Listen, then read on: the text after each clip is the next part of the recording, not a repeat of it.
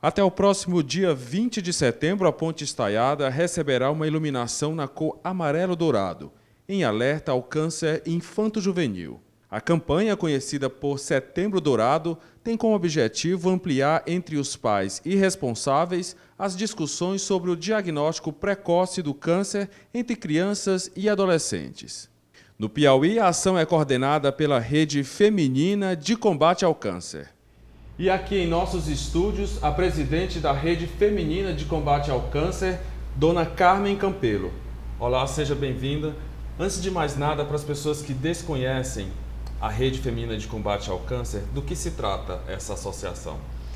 A Rede Feminina é uma associação filantrópica formada por voluntárias que trabalha em prol do paciente carente aqui em Teresina. Todo paciente que está fazendo o tratamento do câncer aqui em Teresina, ele é abrigado pela nossa instituição. E ele é abrigado não só fisicamente, através da Casa de Apoio à Criança com Câncer Lar de Maria, mas também ele é abrigado socialmente. As pessoas que moram em Teresina, elas também são atendidas aqui pela rede em nossos projetos. A gente tem 5 projetos: o projeto Alertar, o projeto Aliviar, Alimentar, Abrigar e Apoiar. Então a gente trabalha com o paciente aqui, quando ele vai fazer transplante em São Paulo também. É um atendimento bem amplo ao paciente e à família. Quantas pessoas vocês estão atendendo nesse momento?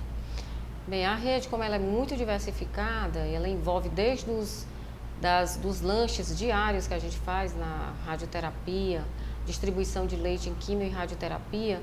Então a gente consegue abranger mais de 10.000 pacientes por mês com os nossos trabalhos. Certo. Aí agora é o Setembro Dourado, são as ações do Setembro Dourado. Qual é o foco dessa campanha? O Setembro Dourado é uma campanha que ela pretende alertar as pessoas sobre o câncer infanto-juvenil, os primeiros sinais do câncer infanto-juvenil, e assim focar no diagnóstico precoce desse câncer, porque é importantíssimo, porque se ele for diagnosticado precocemente, a chance de cura é enorme e a gente não pode se abster, deixar esses pacientes irem a óbito, tendo essa grande oportunidade de diagnosticar. Então a gente alerta as mães, aos pais, que fiquem atentos a esses primeiros sinais do câncer infanto-juvenil. E nesses primeiros sinais, não precisa você ter certeza, mas você acha que leve seu filho ao médico, porque o ganho é grande. Quantas crianças hoje no Lar de Maria, por exemplo? Não, no Lar de Maria a gente não tem tantos, né? Porque lá varia muito. Mas a gente atende uma média de 100 crianças no Lar de Maria, porque é muito rotativo. Agora, crianças atendidas bem pelos nossos projetos, a gente tem cerca de 600 pacientes atendidos. O que a gente vê no nosso trabalho no dia a dia são pacientes chegando já em estágio avançado de câncer. São crianças, adolescentes e até adultos chegando com tumores enormes, já no estágio bem avançado e com poucas possibilidades de cura nesse caso, né? Então, a gente nesse caso trabalha pela cidadania, pelo tratamento decente para eles, mas se eles tiverem essa informação e vierem a tempo com o diagnóstico precoce, minha gente, o índice de cura ele chega a 70%, é um índice elevado.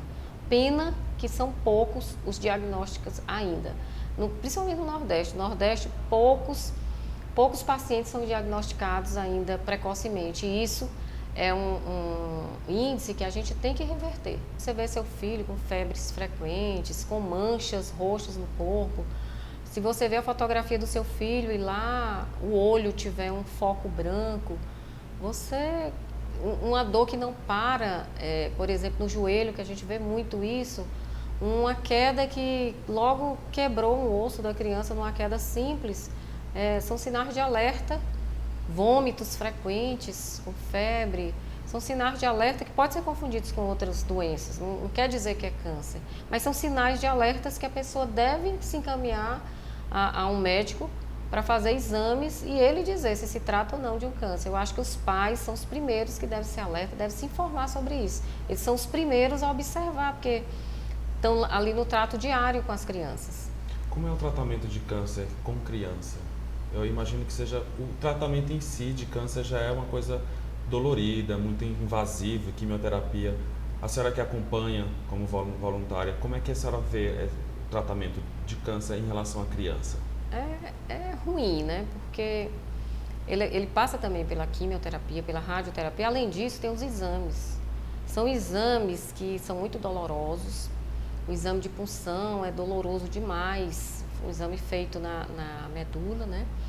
E, além disso, todo dia essas crianças tem catéter, são procedimentos dolorosos. A doença já é dolorosa, os procedimentos também são dolorosos. Mas é incrível como essas crianças, elas têm uma boa receptividade, até mais do que os adultos. Eu acho porque elas não têm tanta maturidade para detectar a gravidade da doença, né?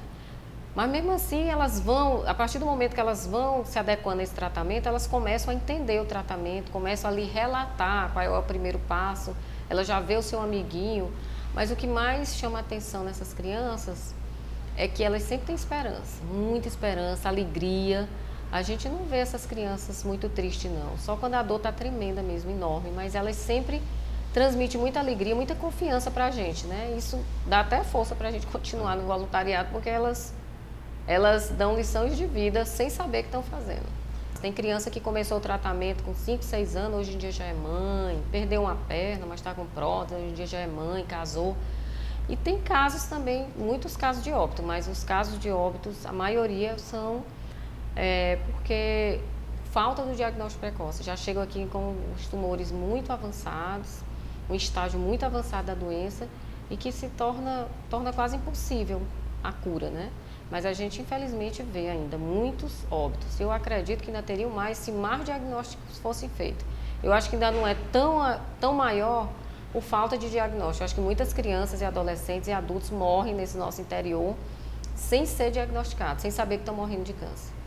Nesse caso aí também, importante é voluntariado, as pessoas que ajudam.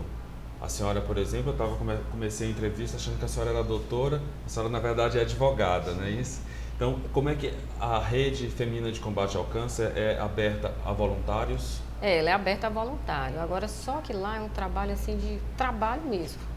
Lá não é muito um trabalho assim social, no sentido de socializar os integrantes. É um trabalho voluntário duro, que você tem que dedicar mesmo o seu tempo, que é uma das coisas, eu acho, que mais preciosas hoje em dia é o seu tempo. Então, lá ele está aberto realmente para o voluntário, mas aquele voluntário que tem vocação para ser voluntário. Inclusive, a gente está precisando de voluntários novos.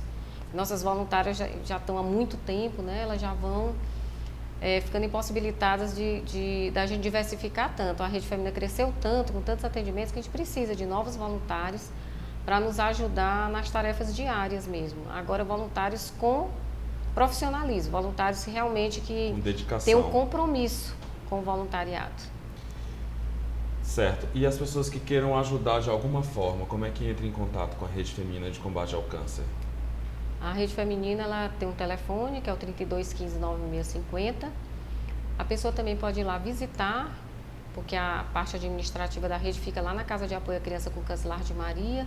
Ela fica na Avenida São Raimundo, número 1000, na Pissarra, ali depois do Mercado da Pissarra.